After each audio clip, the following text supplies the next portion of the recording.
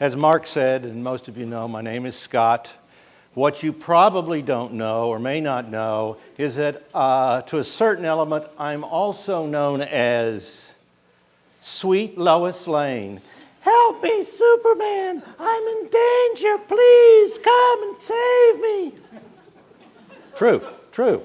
That name was given to me by some inmates at the Sandy Estes prison, state prison, down by Venus, Texas. The other thing you probably don't know is that since a young man, I've been in and out of prison. While in college, I got sent to the federal penitentiary in Leavenworth, which is an imposing place. I finally got out of there, and 3 years later, I was back, this time in Attica in upstate New York, and we all know about Attica. Okay, Mark kind of gave it away. I didn't go to those places because I had committed a crime. Not that I haven't committed crimes, I just haven't been caught, as like most of us. I was a journalist, and I went to both Leavenworth and Attica, interestingly enough, to cover the Father's Day celebrations. Weird. Anyhow, from those two experiences, but also from covering and talking with a lot of people who wind up in prison as a journalist, I came to some very definite opinions about prisons and the people in them. One, prisons are dark, desperate, dangerous places. And there is no hope. You never see hope. I still remember walking by, this was 3 years after the riots in Attica that took 43 lives, and I can still remember walking by the still empty, still riot-scarred cell block D where most of that violence took place. It was a bit haunting. So that's where I got my initial experience in prison. But what I learned was that prisons were indeed bad places, and the people in them are bad dudes, dangerous people, losers, liars, con artists. Every one of them has a story about why they got put in and how they were set up. The third thing I found out was that, yes, indeed, we do try to rehabilitate these people, but those programs don't work. They're costly and a waste of time. So let's not do it. And finally, although I never said this out loud, I always thought I was just a little better than they were. Just a couple of rungs up the evolutionary ladder, if you will. And then about 2 years ago, Heather asked me if I'd like to go to Estes to the PEP, as it's called, program. Prison Entrepreneurship Program. And at first I balked. I wasn't sure I really wanted to go. But I heard good things about this program. Basically, it was started 12 years ago. It's a not-for-profit. Works in part with Baylor University. It takes groups of inmates and teaches them a 9-month intensive program, social skills, basic social skills, looking people in the eyes when you talk. Values, accountability, trust, that sort of thing. And it also teaches them the basics of business and entrepreneurship. As Brian Kelly, who heads the program in Dallas, likes to point out, these people have been on the streets. They're natural entrepreneurs, and they are. And when they graduate, they receive a graduate certificate in entrepreneurship from Baylor University. So it's a good deal. And so finally I went. I turned down Heather on so many mission trips that I thought, I better go on this one. And I went, and let me tell you, it was and has been a transformative experience, not only for the prisoners, but I think those of us that have been fortunate enough to serve there. A couple of things that I've learned, and this is what I really want to talk to you about. First of all, prison is indeed a dark, dangerous, desperate place. Estes is better than most. It is air conditioning. I did not know, but most prisons in Texas are still not air conditioned, including Huntsville. Think about it in the summer. But Estes isn't that good a prison. It isn't that nice a place. The program was started in part because they had a real problem with gangs. When we come in, we are searched, we are escorted every place, and we are told not to make contact with any of the general population, simply put. The second thing I learned was that not all people in prison are necessarily bad people, or stupid people, or losers. Some of them are quite nice people, very smart, friendly, and dare I say, even lovable once you get to know them. Now, cynic and journalist that I'd been and was, I didn't really believe this.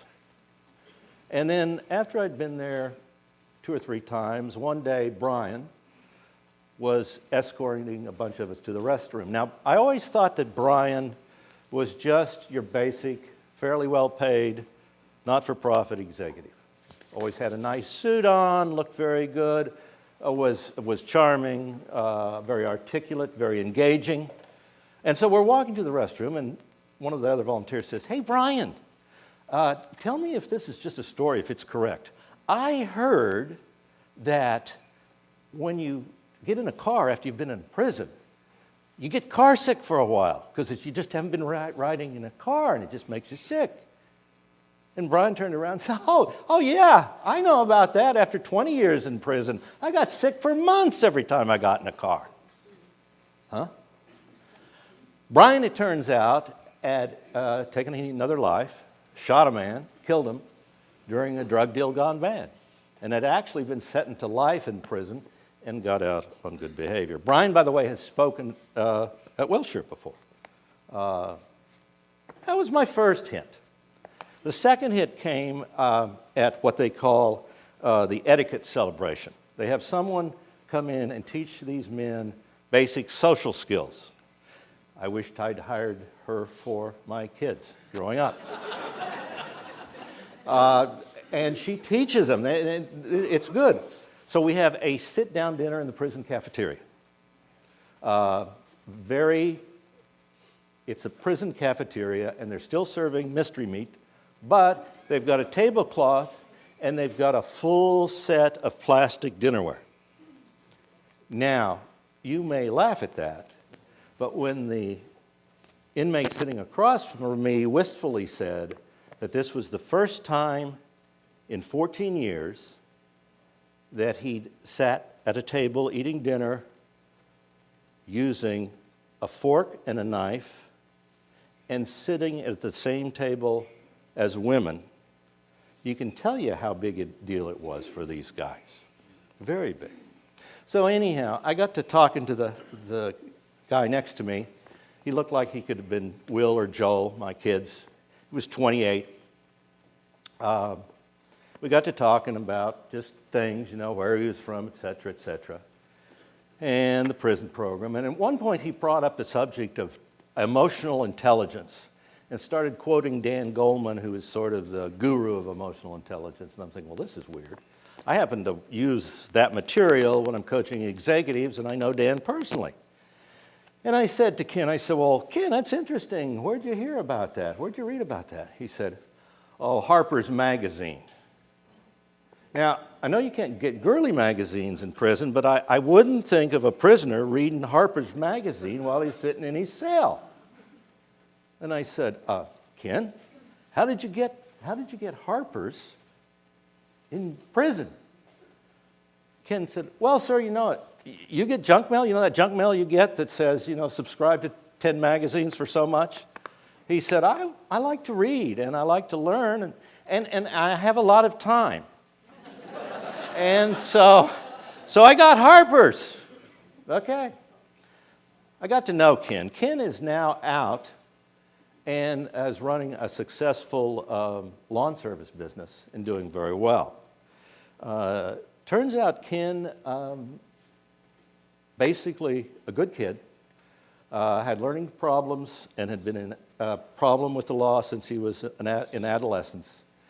Got into drugs, no dad around. Mom was around but had problems of her own, kind of raised by his grandparents. Ken, when he's not, off on some drug-fueled mischief, is actually a hardworking, very productive citizen. This time he was in prison. He's out now. This time he was in prison because he had been taking meth, and a deputy came up and he attacked the deputy. Not a smart move. Not a smart move. Another stupid mistake. But during the time in prison this time, he never missed a child support payment. That's the kind of people we're working with. They're good people. So that's the second lesson I learned. The third lesson in talking to Ken and other people is, why are these people ever in prison in the first place? Why do we put some of these people in prison?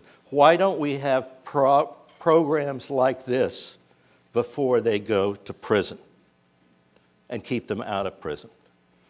Remember talking to Mario. Mario was a repeat offender, had been in prison several times. And in talking to Mario, I said, are you going to go back? Do you think this will really keep you out of prison? He said, oh, yes, sir. And I said, why? And he said, well, in the past, I never could get a job on the outside. He said, now I can. He said, I've got skills, I've got some self-respect. He said, in the past, I couldn't get a job, and I had to support my family and feed them, so I dealt drugs. Because that's all I could do, that's all I knew. Now he says I can get a job. The recidivism rate in this program is only 7% over 3 years. It's 21% for those same 3 years in the general state population. These guys get jobs within 90 days, and 95% of them still are working a year later. Only about 50% in the general population are, so it works. The final thing I heard that I learned in prison was, basically, I'm no different from these people. One of the best exercises and most painful we do is they set us up in 2 lines in the classroom. The prisoner's against this wall, we're against this wall. There's a white line down the middle. And Brian will start by asking a few simple questions. Were you ever in trouble at school? Did you ever run away from home? Did you ever hit somebody because you were angry? Did you ever have 2 drinks? This one will sound familiar. Did you ever have 2 drinks or more and drive? And most of us come to the line. Then the questions get harder. Were you raised by a single parent? Was your dad around? Were you raised by your grandparents? Were you in a foster home? Have you lost touch with your family since you came to prison? And more, all the suits will be standing against the wall, and prisoners, inmates, will still be coming forward. So what separates us is not our race, not our religion, not our culture, etc., etc. What separates us is how the roulette wheel was spun when we came to this earth. It depends on what socioeconomic background we had and landed in, what family we had. That's the only difference. I had a good set of parents. I had a good faith communities. I had good teachers. And when I did make stupid mistakes, which we all make, they provided a safety net, pulled me up, and got me started again. That's the difference. Can we really help these people? I think we can, but not through our professional experience. I think where we can really help these people is through our personal experience. We are all on what Richard Rohr, the author, I don't know if you've read him or not, calls the divine dance. We're all on this ongoing, never-ending journey with ups and downs and always new challenges. And the map we use for that journey, I believe, is the story, the narrative we carry inside of us. I don't know about your narratives, but I'm almost 70 and I'm still not real happy with the main character in it. And I'm not too sure where he should be going. But I think we can help these people is by listening to their narratives, sharing ours, and showing them that in the end you can shape your own story and make it better. I think that's where we really help these people. I'll finish. The last time I went to prison was right before Christmas. And it was the first time we meet these people. A new class comes in, and they were coming in. And at first, it's always a little tentative. The first meeting, they don't really want to look you in the eye. They haven't seen outsiders before. It's a little uncomfortable. But by the end of this day, we were talking to each other, joking, hugging each other, which is verboten in prison. But these people, they want us to hug. And they like to hug us back. And I was riding home with a fellow volunteer, and I said, I really said this. I said, outside of the hanging of the greens so far this year, this is really the only thing that's put me in a Christmas spirit. I feel good. And, but it wasn't the best thing. I tend to struggle with the holidays and tend to get down. And by closer to Christmas, the lower I get, and it was Christmas Eve. And Jean will tell you, I was moping around, feeling really low and feeling sorry for myself. And my iPhone buzzed. And it was a note, it was a message from Ken. And it said, Scott, I hope you have a wonderful Christmas. Just know that I'm thinking about you. And that's what I've learned from prison, and that's why I'm going back. Thank you.